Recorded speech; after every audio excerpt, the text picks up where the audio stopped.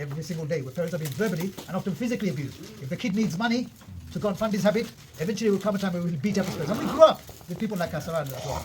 The other one is neglect. What is that? Now, dementia is an illness which affects, it's actually Britain's biggest killer at the moment now. 1 in 14 people in the UK, it's probably gone up now since I last did my research, have got dementia. When I say the word dementia, now this is an icebreaker, what comes to mind? Any volunteers? Memory loss, short-term memory? Mental handicap, anything else? Forgetful. Overwhelmingly, when we mention the word dementia, people's response is 99.9% negative. Do you agree? It's not entirely our fault, because our perceptions are formulated and formed by what we see in the media, for example. It's calmed down a lot now, but it wasn't unusual for us to pick up the newspaper and read somebody who's got dementia, knife wielding, axe crazed, maniac, these kind of words associated. It's how Muslims feel at the moment, something like that. We look at the headlines and we know we're good people, yet we know that a good Muslim story is not going to sell papers.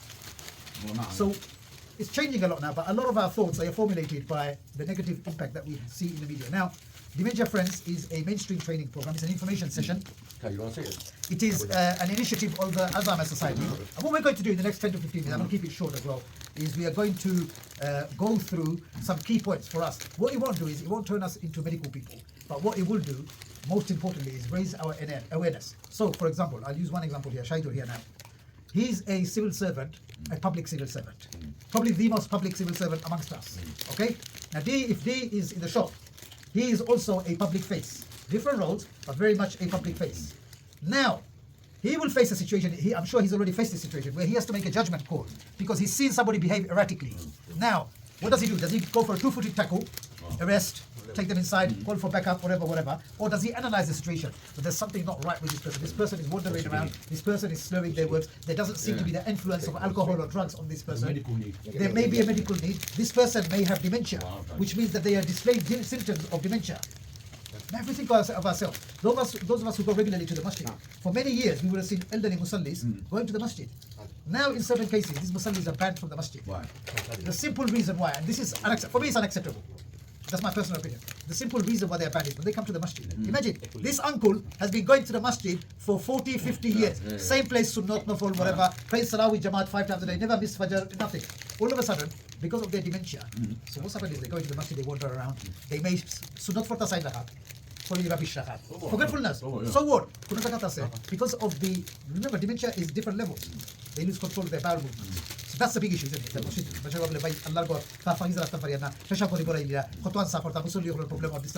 So what we as a community tend to do, especially masjid committees, is we disregard these people. Imagine, these are people who sacrifice their lives so that we could have numerous masajid on our doorsteps. Aisalke, Hamlets, for example. Between 6 to 7 minutes, if you walk around, there's a masjid there. They just appear out of the sky. Somebody somewhere had to make that effort. We got it laid on a plate for us. Yeah. And nowadays, I'm not elderly now. When they're in need of us, the easy option for us is, to hell with your carpet. Now you are getting rid of this person, or you're requesting their family, please masjid of dementia, disturb boy. So what? Wandering around. So what? Is he causing any hazards? No. Everything has got a solution. The point I'm trying to make here is we don't have to be medical people to deal with issues connected to dementia. Now, why I started doing this is I went for training to become a steward for the cricket at Lords. So we summer cricket. It was West Indies who were coming to England for the summer tour. So I'll become a steward. Steward volunteering. This was after the Olympics. When I went there, they kick-started our training with this training program, which I found so beneficial. After the training program, the person who's doing my role here, they came and approached me and they said, you will become a great champion. It's now called an ambassador. So I now deliver training sessions. Over 3,000 people, mashallah, I've trained up, alhamdulillah. And I'm actually up for a national award. Next week, they're going to do the final thing here as well. Also, some of you may have seen, I featured in the Alzheimer's Society's TV advert as well. So obviously, there was some impact in the work that I'm doing.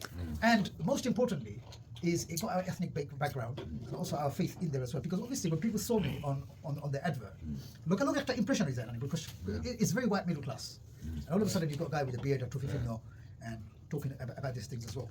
Until then, people would have been forgiven for thinking that dementia under community exist or not. It's very much a white people's problem. Now I'm going to go through some sentences with you all to give you an understanding of dementia. This is part of our training here today. So just to raise our awareness, remember dementia is not a natural part of aging. So obviously naturally people assume that dementia is for elderly people. Yes, a lot of it is, but people are known to have to be living with dementia who are in their late 20s. There could be many factors. It could be stress in their lives. It could be medical. Yeah. We have reached age now where we forget. So we got dementia. Our community classic one. Yesterday That's a classic one. Yes, it is. It's so linked. So remember this, dementia is not a natural part. If anybody's got any questions at any time, please, just put your hands up if you've got questions. This is an open session, by the way. Number 2, dementia is caused by diseases of the brain. So dementia is a disease. It's caused by diseases of the brain. One common type of dementia is Alzheimer's disease. So dementia, there are many forms of dementia. Lewy body, dementia. So Alzheimer's is the umbrella.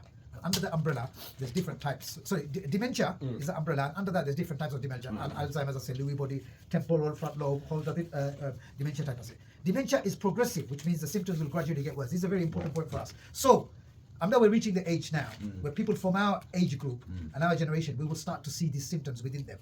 So, after this one, dementia is not a death sentence. It does, or I should say, it doesn't have to be a death sentence.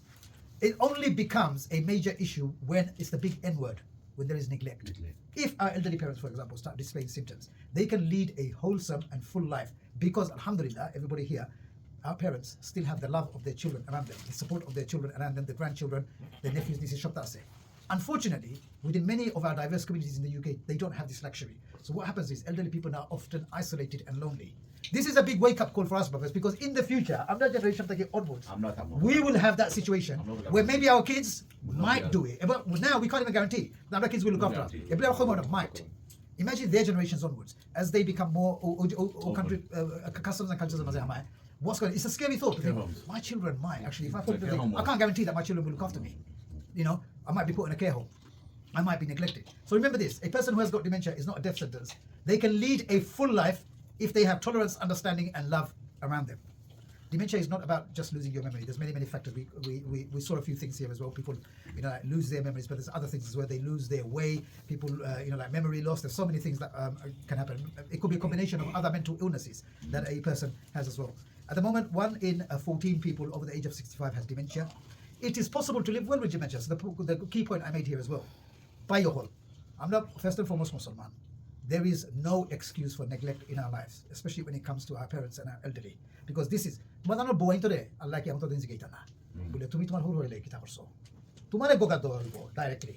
Our culture is sushi line. They ain't got shit to answer for. But you and I do. On the day of judgment, I'm not actually drawing, but did you fulfill the rights of your parents whilst you were alive? When you had the opportunity, the shopta lutia, so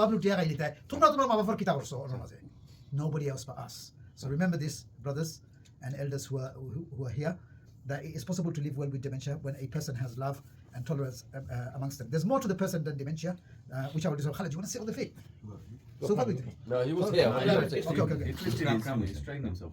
He's a deep rap. And dementia is about turning understanding into action. So now you guys will become dementia friends. For you now onwards, so I'll give you an example. I'm a Leighton Football Club, I went there. They said, who would you like to train? So I said, who would you like me to train? So I said, the chief executive and the governing body. People would jump at that. Training on career. I'll have a nice canopy, lunch, so I said, no, I would like to, they would be surprised. I said, I'd like to train the stewards, if you don't mind. The bottom of the ladder.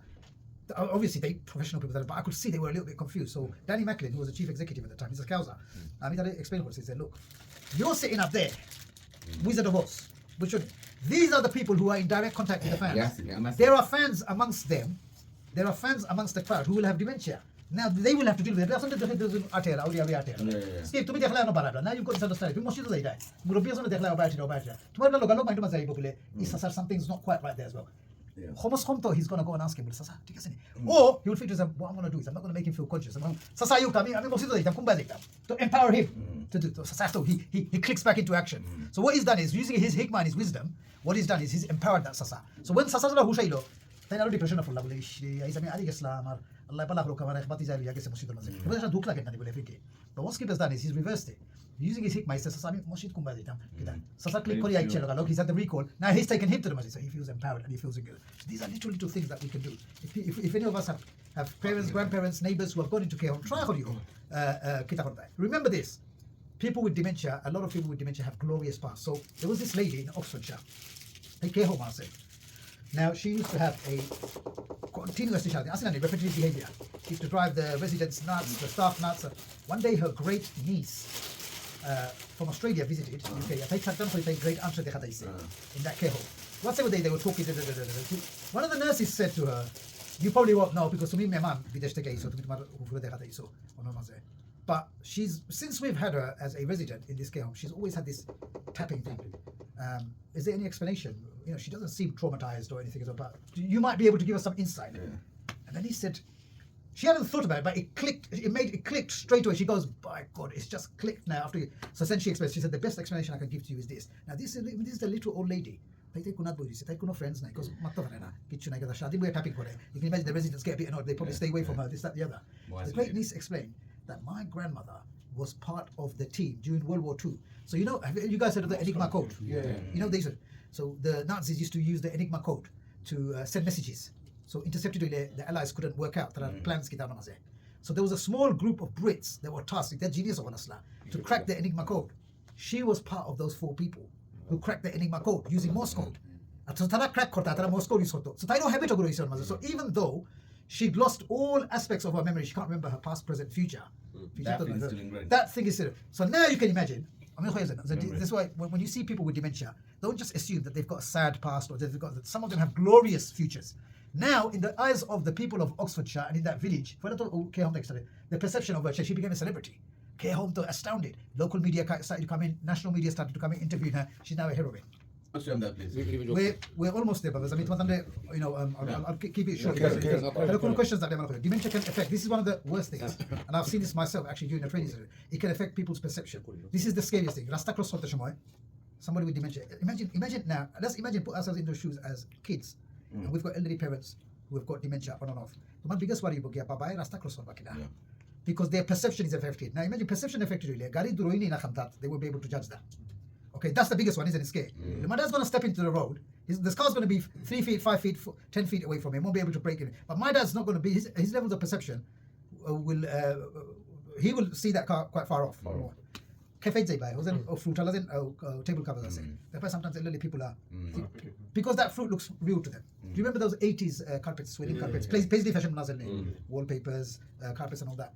I've known some people who have still gone into stately homes and they have dementia and it's triggered them. The swirling patterns, it looks to them that they are live snakes. You know the swirls? Yeah. Now to you and me, nothing could be more ridiculous. But imagine a person who's got dementia. Imagine now, to be convinced, and the other thing is, this is why I trained the Alzheimer's Society. And I said, in our culture, snakes are a complete no. Because I'm not cultural, I'm not snakes. And then in our faith, it's the bigger one. There's no benefit in the snake. Is sunnah. Also, snakes are creatures of the grave and hellfire as well. So they're like the most accursed creatures available to us. No benefit. So imagine, I'm not faith or culture that person thinks he's in an Indiana Jones movie. They're in a nest of vipers. They've been surrounded. Imagine the horror that this person is going through. So remember this, their perception can be affected at any one time. I'm going to move on just to remind you guys of some of the key 5 messages which we've already discussed. So there's 5 messages when we talk about dementia. Number 1 is dementia is not a natural part of aging. Number 2, dementia is caused by diseases of the brain. Number 3, dementia is not just about losing your memory. It is possible to live well with dementia, which we've touched on. The best way to ensure that is you yourself take responsibility for someone elderly in your life. Responsibility doesn't mean but to be conscious, especially if you've got parents and grandparents as well. You must put the responsibility. And why I say you must, I'm only saying must here. I wouldn't use the word must when I'm in another setting. Because, first of all, I'm not brothers, Second thing we look at, the most important is we are Muslims. You've got to understand it from that context. Yeah. Because if we don't remind ourselves to do this, what are we going to say on the day of judgment? Allah and say, your parents, your responsibility. You neglected them. What did you actually do for your parents? Opportunity under the feet of your parents. You did not take that. This is why when people pass away, a lot of people they go from depression to manic depression completely. Because what it is the regret. What I should have done for my parents, what I should have done for my parents, what I should have done for my parents. Now they're dead. They work themselves into such a state of mind. Depression, manic depression. A lot of it happens with a lot of families going forward as well. So, I'm going to go to the end of the training program. Just to remind the brothers, again here as well, why I wanted to deliver this. So some of you have sat this training program with me before, is just to remember, when we're talking about improving our mental health, there are certain things that we can do. Kuna scientific methods like that to support someone who's got dementia. Number one is reframe unhelpful thoughts. So let's get that discrimination out. Our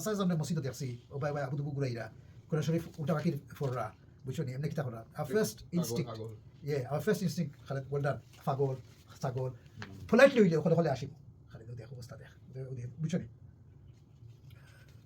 say once or twice, but you think something's not there. We have to reframe our unhelpful thoughts. Now you've done this training, you have to reframe your thoughts to think, this person's got some issue there.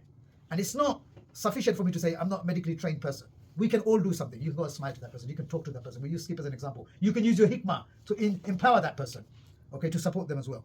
Be in the present. If we take time to be aware of ourselves and be in the present moment, noticing our own thoughts and feeling, the world around us, we can gain a better perspective. Perspective is very, very important. If you have elderly parents or neighbors or somebody that you take care of, or even somebody like a customer in your shop or in the garage, talk to them about their health. Do you get your evening meal in? Are you able to? Do you get any support? Do you have any care? Do you get good sleep? Talk to them and try and find out a little bit about them. Obviously, if it's somebody who's a blood relative, we think the Zanbai already, so engage them and assist them, empower them to improve themselves and to help themselves. Number 4, and 5th is the last one, connect with them. Spend some time with your elderly whenever you can. Some of us have lost parents, some of us have lost both parents. That's gone now. But those of us who have access to our parents and elderly people, try and spend some time with them. Sometimes what I do is, I do Book Back London, which we're going to touch on this afternoon as well. When I go to deliver a book, 2 minutes, we go for it. Chatseli, I can see 2 weeks ago, to go and see my friend Robin in Finky Chatseli Yo Figures. It was quite difficult for us. I sensed it was difficult for Chad. It was definitely difficult for me because we had to have disabled. It wasn't as bad as we thought it would be, but it was still difficult for me to go there. But the thing is, thank you. He's back in hospital now because he got cancer. And I was like, subhanallah, man. Me and Chash just went and did 5 minutes with him, sat there talking, did a selfie, and then we left. We just dropped some books to him and some food to him, and that was it. But do you see the impact of something small can do? And none of us, we have to go out of the way. If you're frontline in a shop, talk to your elderly parents. Talk to them. Any stranger you see who's looking a bit thingy, talk to them. So connect with other people. And lastly, always advocate a healthy life. So I know a lot of you do that as well with your parents. Supplements, check rakio. If any of your siblings, this is a very important point. Remember, especially when it comes to families.